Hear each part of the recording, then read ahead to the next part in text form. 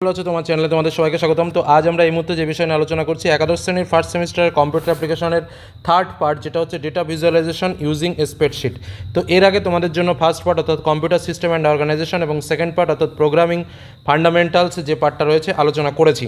তো আজকের আলোচনায় আমরা ডেটা ভিজুয়ালাইজেশন ইউজিং স্প্রেডশিট থেকে মোস্ট ইম্পর্ট্যান্ট 50 কোশ্চেন এবং অ্যান্সার জেনে নেব। এবং তোমাদের বলে রাখি, এই চ্যাপ্টার থেকে কিন্তু আমাদের 10 মার্কসের প্রশ্ন আসবে, অর্থাৎ এই চ্যাপ্টার থেকে আমাদের 10 মার্কসের প্রশ্ন, প্রোগ্রামিং ফান্ডামেন্টস থেকেও আমাদের 10 মার্কসের প্রশ্ন এবং কম্পিউটার সিস্টেম অ্যান্ড অর্গানাইজেশন থেকে 15 মার্কের প্রশ্ন। এই মোট 35 মার্কের আমাদের ফার্স্ট সেমিস্টার পরীক্ষা। চলো এবার এই শিটে আমাদের কী কী মোস্ট ইম্পর্ট্যান্ট প্রশ্নগুলো রয়েছে সেগুলো তোমাদের সামনে শেয়ার করি। তার আগে বলি, প্রত্যেকটা প্রশ্নে অপশানের শেষে দেখবে এরকম স্টার করে একটা দুটো করে দেওয়া আছে, সেটাই হলো ওই প্রশ্নের মূল উত্তর। তো চলো আমরা পরপর প্রশ্ন এবং তার সঙ্গে উত্তরগুলো জেনে নিই। আমাদের প্রথম প্রশ্ন, ব্যবসায়িক লেনদেন লিপিবদ্ধ করার জন্য ব্যবহৃত চওড়া পৃষ্ঠা বা কাগজকে কি বলা হয়? ওয়ার্ড প্রসেসর, স্প্রেডশিট, প্রেজেন্টেশন নাকি ডেটাবেস? তো উত্তরটা কী হবে? উত্তরটা হচ্ছে স্প্রেডশিট। উত্তরটা স্প্রেডশিট। পরবর্তী প্রশ্ন, নিচের কোনটি ম্যানুয়াল স্প্রেডশিটের উদাহরণ? ক্যাশ বুক, লগ বুক, লেজার বুক নাকি এদের সবকটি? তো ম্যানুয়াল স্প্রেডশিট সবকটি উদাহরণ, কারণ ক্যাশ বুক, লগ বুক এবং লেজার বুক তিনটেই হচ্ছে ম্যানুয়াল স্প্রেডশিট। স্প্রেডশিটের ব্যবহারিক প্রয়োগক্ষেত্র হলো কোনটা? Budget, marksheet, balance sheet? তো উত্তরটা কী হবে? তিনটের ক্ষেত্রেই লক্ষ্য করা যায় স্প্রেডশিটের ব্যবহার। নিচের কোন বিবৃতিটি ম্যানুয়াল স্প্রেডশিটের ক্ষেত্রে সঠিক? কাজ করতে বেশি সময় লাগে, ত্রুটির পরিমাণ বেশি, উভয়ই মানে এ এবং বি দুটোই, নাকি এদের কোনোটিই না? তো স্বাভাবিকভাবে ম্যানুয়াল স্প্রেডশিটের ক্ষেত্রে কী হয়? কাজ করতে বেশি সময় লাগে এবং ত্রুটির পরিমাণও বেশি হয়, তার ফলে উত্তর হচ্ছে সি দাগ। পরবর্তী প্রশ্ন, গাণিতিক হিসেব নিকেশ করার জন্য ব্যবহৃত সফটওয়্যারগুলোকে বলা হয় spreadsheet software, data sheet, word processor নাকি ওয়ার্কশিট? উত্তর হচ্ছে স্প্রেডশিট সফটওয়্যার। পরবর্তী প্রশ্ন, নিচের কোনটি স্প্রেডশিট সফটওয়্যারের উদাহরণ? গুগল শিট, গুগল ডক্স নাকি গুগল ক্রোম? তো উত্তরটা কী হবে? Google shits. পরবর্তী প্রশ্ন, নিচের কোনটি স্প্রেডশিট সফটওয়্যার নয়? অপশানে কী কী রয়েছে? Lotus 123, Microsoft Excel, OpenOffice Calc এবং আরেকটা হচ্ছে মাইক্রোসফট ওয়ার্ড। তো উত্তরটা কী হবে? Microsoft Word. পরবর্তী প্রশ্ন, ইলেকট্রনিক স্প্রেডশিট ব্যবহার করে নিচের কোন সুবিধাটি পাওয়া যায়? দ্রুত হিসেব করা যায়, ফাংশন ব্যবহার করা যায়, ডেটা ম্যানিপুলেশন করা যায় নাকি অল? তো একদম ঠিক, ইলেকট্রনিক স্প্রেডশিট ব্যবহার করে তিনটেই পাওয়া যায়, অর্থাৎ দ্রুত হিসেবও করা যায়, ফাংশনও ব্যবহার করা যায় এবং ডেটা ম্যানিপুলেশনও করা যায়। তাহলে উত্তর হবে ডি দাগে অল। পরবর্তী কোশ্চেন, নিচের কোনটি উইন্ডোজ 10 এর নিজস্ব web browser? DGE, Chrome, Firefox নাকি নেটস্কেপ নেভিগেটর? তো উত্তরটা কী হচ্ছে? এ দাগ ইডিজিই। গুগল এর ওয়েব অ্যাড্রেস হলো, গুগলের ওয়েব অ্যাড্রেসটাকে, ওয়েব অ্যাড্রেস মানে www ডট, তারপরে মাইক্রোসফট নয়, ক্রোম নয়, গুগল, আর একটা হচ্ছে WBCS। তো উত্তরটা কি? তো বুঝতেই পারছো, আর বলার অপেক্ষা রাখে না। গুগল অ্যাকাউন্টে সাইন করার জন্য প্রয়োজন কি প্রয়োজন হয়? User ID, password, both A and B, মানে ইউজার আইডি এবং পাসওয়ার্ড দুটোই লাগে নাকি কোনোটাই লাগে না? তো স্বাভাবিকভাবে অ্যাকাউন্টে ঢুকতে গেলে যেটা লাগে ইউজার আইডি লাগবে এবং পাসওয়ার্ড লাগবে। দেখবে অ্যাকাউন্টে ঢুকতে গেলে দুটো বক্স আসে। পরবর্তী প্রশ্ন, গুগল শিট নিয়ে কাজ করার জন্য ব্যবহৃত হয় অ্যাপ, ওয়েব ব্রাউজার নাকি দুটোই? অ্যাপ এবং ওয়েব ব্রাউজার দুটোতেও হতে পারে নাকি কোনোটাই নয়? তো স্বাভাবিকভাবে অ্যাপ এবং ওয়েব ব্রাউজার দুটোই লাগে, তাহলে উত্তর হচ্ছে বোথ। ওয়ার্কবুক, মডিফাই বা এডিটিং সংক্রান্ত কাজ কে কী বলা হয়? কাজ হলো অ্যাডিং শিট, আনডু রিডু নাকি ডিলিটিং রো নাকি এদের সবগুলো? তো স্বাভাবিকভাবে এদের সবগুলোই এডিটিং করতে গেলে প্রয়োজন হয়, তো উত্তর হবে সবগুলো। নিম্নলিখিত গুলির মধ্যে কোনটি সেল ফরম্যাট সংক্রান্ত কাজ? Font change, font size change, cell alignment নাকি এদের সবগুলি? তো স্বাভাবিকভাবে উত্তর সবগুলোই সেল ফরম্যাট সংক্রান্ত কাজ। পরবর্তী প্রশ্ন, রিডু করার শিট কিবোর্ড শর্টকাট কি? কন্ট্রোল ওয়াই, তাই তো? তারপরে হচ্ছে নিচের কোনটি চার্ট এর নাম? কলম চার্ট, ফ্লো চার্ট, বোথ অর্থাৎ এওবি, কলম চার্ট এবং ফ্লো চার্ট নাকি এদের কোনোটিই নয়? তো ফ্লো চার্টটা অ্যাকচুয়ালি এটা নয়, ফ্লো চার্টটা অন্য জিনিস, তো উত্তরটা হবে কলম চার্ট। আচ্ছা, পরবর্তীটা আনডু করার জন্য কিবোর্ড শর্টকাট কি?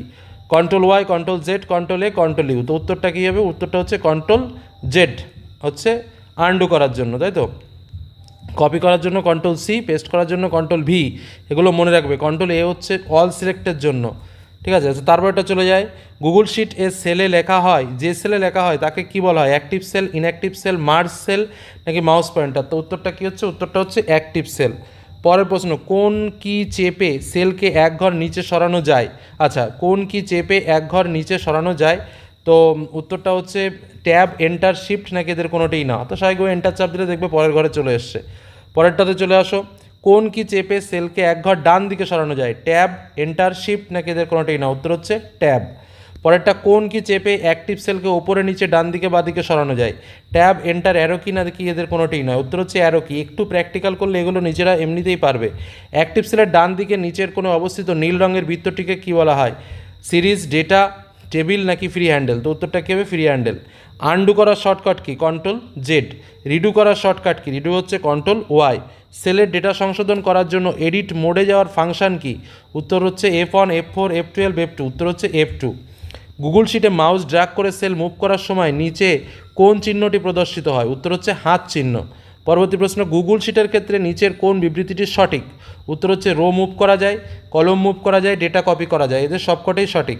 পরবর্তী কোশ্চেন, গুগল শিটে ডেটা কপি করার শর্টকাট কি? কপি করতে গেলে কন্ট্রোল সি। গুগল শিটে ডেটা পেস্ট করার শর্টকাট কি? Control V. তারপরে গুগল শিটের সমস্ত ডেটা একসাথে সিলেক্ট করার শর্টকাট কি? কন্ট্রোল এ। গুগল শিটের ডেটাকে কাট করার শর্টকাট কি কি? আচ্ছা, কন্ট্রোল এক্স হচ্ছে কাট, আর কন্ট্রোল ভিতে পেস্ট। আচ্ছা, তারপরে চলে যাও পরে কোশ্চেন, সেলের মধ্যকার ডেটাগুলির ফন্টের নাম, রং, সাইজ ইত্যাদি পরিবর্তন সংক্রান্ত কাজগুলিকে কি বলা হয়? Performing calculation, changing appearance, data analysis নাকি সেল ফরম্যাটিং? তো উত্তরটা কী হচ্ছে? Sell formatting. নিম্নলিখিতগুলির মধ্যে কোনটি সেল ফরম্যাটিং সংক্রান্ত কাজ নয়? আচ্ছা, text warping, rotation changing, zooming নাকি টেক্সট অ্যালাইনমেন্ট? জুমিংয়ের সঙ্গে ওর কোনো সম্পর্ক নেই। জুম মানে বড় ছোটো করা। তারপরে চলে আসো, গুগল শিটে সেল ফরম্যাটিং করার জন্য নিচের কোন মেনুটি ব্যবহৃত হয়? ফরম্যাট, ডেটা, এডিট নাকি ইনসার্ট? উত্তর হচ্ছে ফরম্যাট। পরবর্তী কোশ্চেন, গুগল শিটে ফন্ট ফরম্যাটিং সংক্রান্ত কাজগুলি হলো ফন্টের নাম পরিবর্তন, ফন্ট সাইজ পরিবর্তন, ফন্টের রং পরিবর্তন নাকি সবকটি? তো স্বাভাবিকভাবে সবকটি।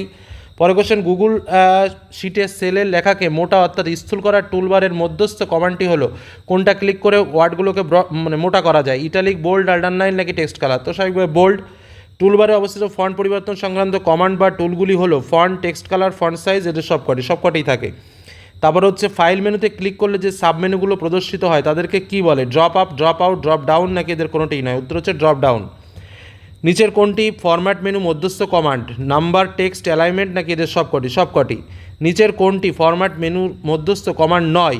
চার্ট, ওয়ার্পিং, রোটেশন নাকি থিম? স্বাভাবিকভাবে চার্ট। নিচের কোনটি নাম্বারিং ফরম্যাটিং সংক্রান্ত ডেটা? কারেন্সি, পার্সেন্টেজ, এজ, এদের সবকটি? উত্তর হচ্ছে সবকটি।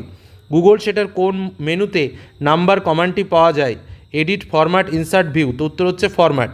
গুগল শিটের টেক্সট অ্যালাইনমেন্ট সংক্রান্ত কাজগুলি হলো লেফট, সেন্টার, রাইট? তো উত্তর সবকটি। গুগল শিটে ওয়ার্কশিটের ডেটাগুলিকে ব্যবহার করে করা যায় data analysis, data manipulation, data normalization? All of this, সবকটাই করা যায়। তারপর হচ্ছে গুগল শিটে ওয়ার্কশিটের ডেটাগুলির বৈধতা যাচাই করার পদ্ধতি হলো data validation, auto filter, data sorting নাকি টেক্সট ফরম্যাটিং? তো উত্তর হচ্ছে ডেটা ভ্যালিডেশন। গুগল শিটে ওয়ার্কশিট প্রজেক্ট করার জন্য ব্যবহৃত মেনুটি কোনটা? ইনসার্ট, ডেটা, ভিউ নাকি টুলস? উত্তর হচ্ছে view.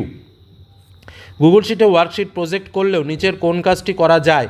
Copy paste, print, import and export নাকি এদের সবকটি কাজই করা যায়। গুগল শিটে ডেটা ক্লিয়ারিংয়ের জন্য ব্যবহৃত টেক্সট ফাংশন কোনটি?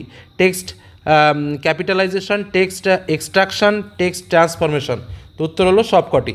সমস্ত টেক্সটকে একসাথে বড় রূপে পরিবর্তন করার ফাংশন হলো আপার, UPPER। সমস্ত টেক্সটকে একসঙ্গে ছোট হরফে পরিণত করার ফাংশন কি? লোয়ার। একটি স্ট্রিংয়ের সবচেয়ে বাম দিকের অক্ষরটিকে নিষ্কাশন করার ফাংশন হলো লেফট। একটি স্ট্রিংয়ের ডান দিকের অক্ষরকে নিষ্কাশিত করার ফাংশন হলো রাইট। একটি স্ট্রিংয়ের মাঝখান থেকে অক্ষর নিষ্কাশিত করার ফাংশন কি? সেটা হচ্ছে মিড। তো এই হলো আমাদের 3 নম্বর অংশ, যেটা ডেটা ভিজুয়ালাইজেশন ইউজিং স্প্রেডশিটের যে ইম্পর্টেন্ট কিছু প্রশ্ন তোমাদের সামনে শেয়ার করলাম। পাঠ্য বই পড়লে তোমরা অবশ্যই ভালো করতে পারবে, তবে স্বাভাবিকভাবে এই প্রশ্নগুলো অবশ্যই দেখে যাও, আর পাঠ্য বই যার কাছে যেটা আছে সেটা একবার দুবার একটু রিডিং পড়ে যাওয়ার চেষ্টা করো। আশা করি কোনো সমস্যা হবে না। আর যেটা বললাম, প্রিভিয়াস যে 2টো চ্যাপ্টারের প্রশ্ন উত্তরগুলো শেয়ার করছি সেগুলো একটু ভালো করে দেখে যাবে। এই 3টে চ্যাপ্টারের আলাদা আলাদা প্রশ্নগুলো যদি ভালো করে রেডি করে যেতে পারো, আশা রাখি যে পরীক্ষা নিয়ে কোনো রকম কোনো সমস্যা হবে না, সকলেই ভালোভাবে উত্তর করে ভালো মার্কস পেয়ে আসতে পারবে। এই বলে আজকের আলোচনা শেষ করলাম। ভালো থেকো, সুস্থ থেকো, সাবধানে থেকো। ধন্যবাদ।